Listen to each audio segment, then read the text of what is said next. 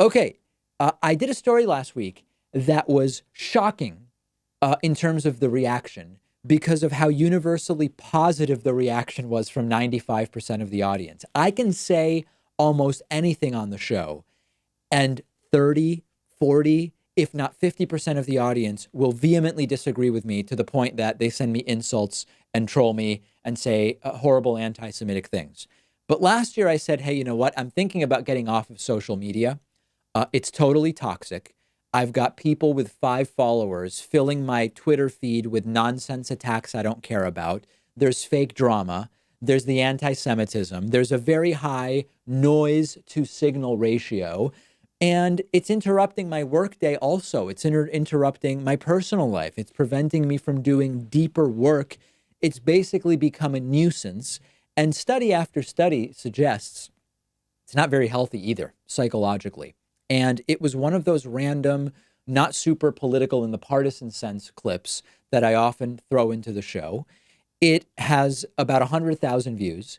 It has 96% likes, and reaction to the clip has exploded in an almost completely positive way, which is so different than just about everything we do on the show.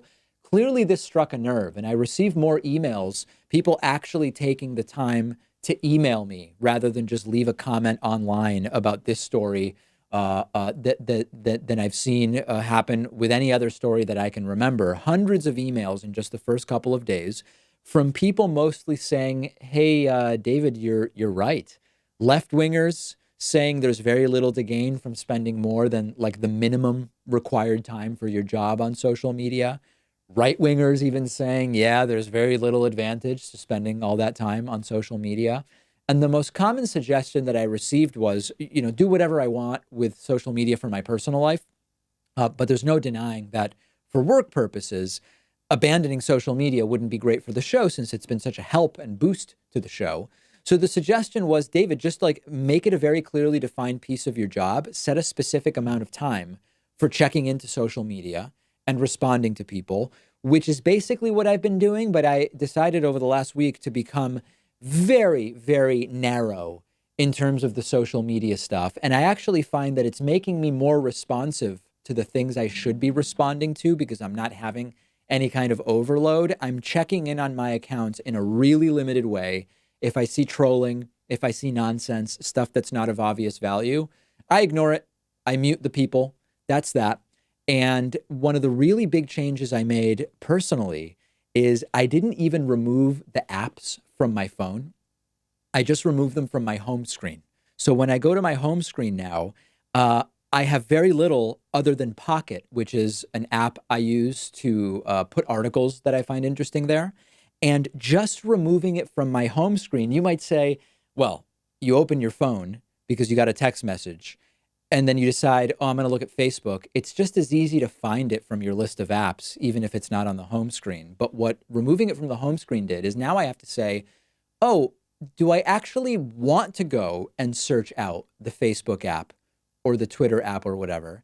And just that little moment of pause almost always leads to me saying, no, I actually don't.